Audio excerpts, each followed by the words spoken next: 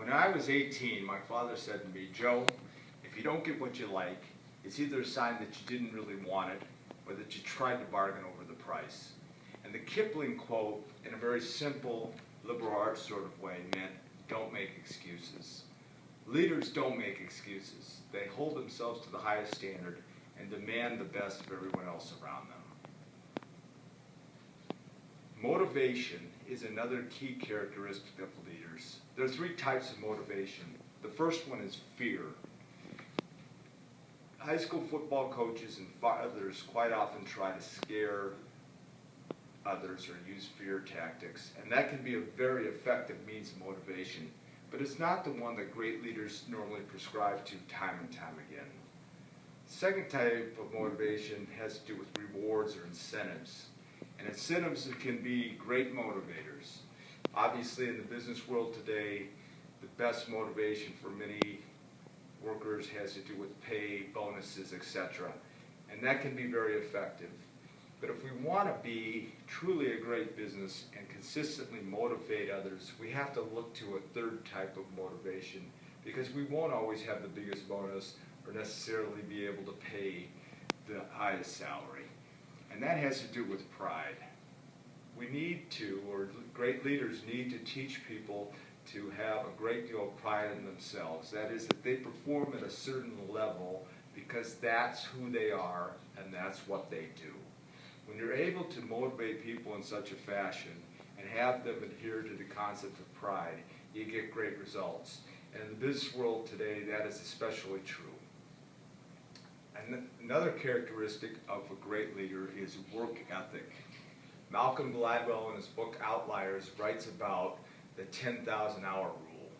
And some of the world's most successful people have become very good because they reach 10,000 hours of practice first, that is before other individuals. When I was in college, I had the opportunity to watch Michael Jordan play basketball on our college court because the Bulls practice there. He got there the earliest of anyone and left the latest. And you could see he not only was a great talent athletically, but that he was an outstanding basketball player, and more importantly, his work ethic matched it. When you're able to combine great work ethic with true talent, you have something special. And that was even more the case we saw when Michael Jordan decided to play baseball. I happened to live in Naperville, Illinois at the time, the western suburb, and Michael would practice at the College of DuPage, which is the largest community college in the United States. He would get there hours before they had practice with the team, and stay hours after, and he was able to make it to the major leagues. Now, Michael's not considered one of the greatest baseball players of all time, but once again, his work ethic helped him to perform at the highest level. So Malcolm Gladwell's concept of 10,000 hours is a very effective thing to live by.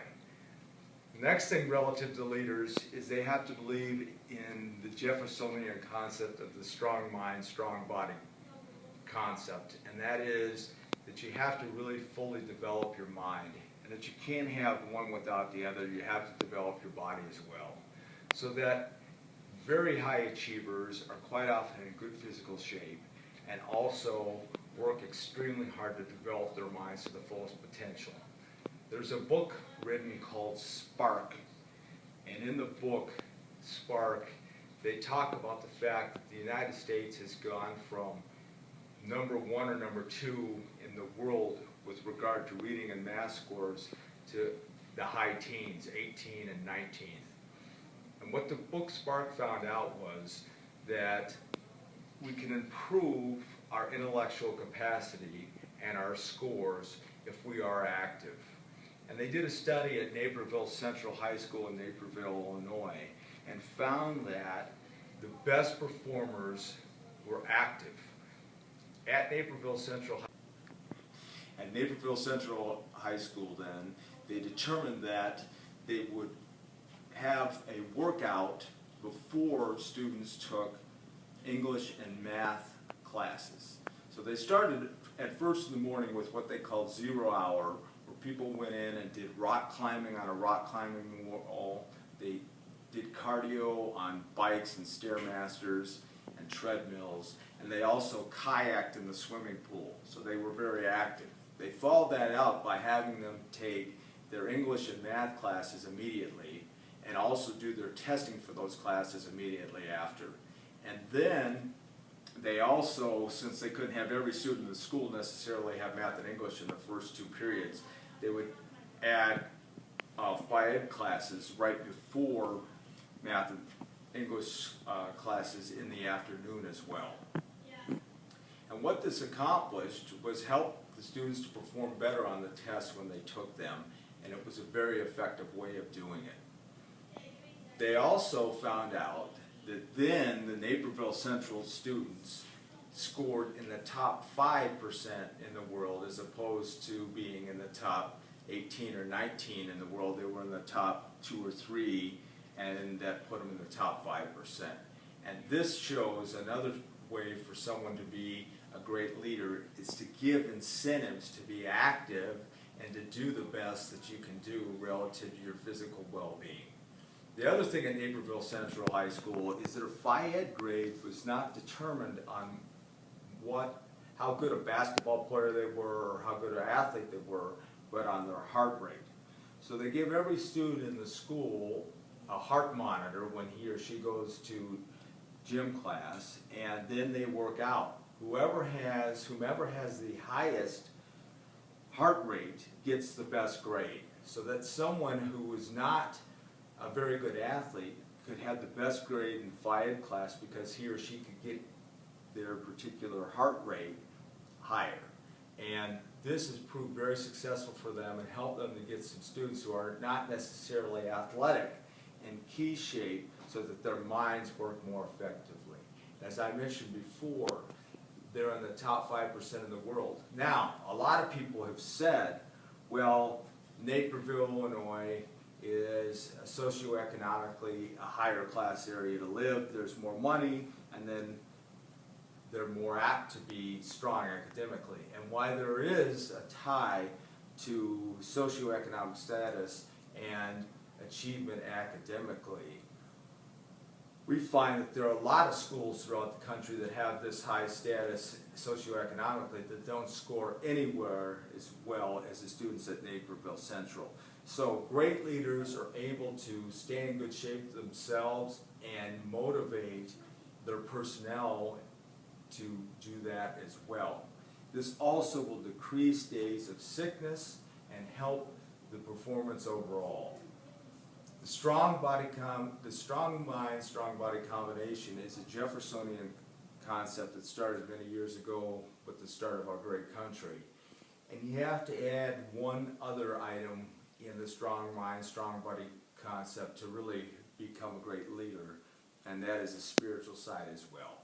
And there are many ways to develop the spiritual side as well. People have different religions, meditation, and different types of things that they do to develop themselves spiritually. But those 3 items, strong mind, strong body, and strong spirit, are very typically found in great leaders, and they help bring these characteristics out of others as well. So let's recap for a second. If you don't get what you want, it's either that you really didn't want it or that you tried to bargain over the price. Simply don't make excuses. Get it done. And I'm a real believer that we can do anything. For instance, in my own life, what I always wanted to do was play in the NFL, and I wasn't big enough, fast enough to do it. But I did play small college football, and I coached for 17 years. So I still was able to attain my dream without having to play in the NFL. And I really try to preach to each and every individual that you can do what you want. You just have to be committed enough to it and not make excuses.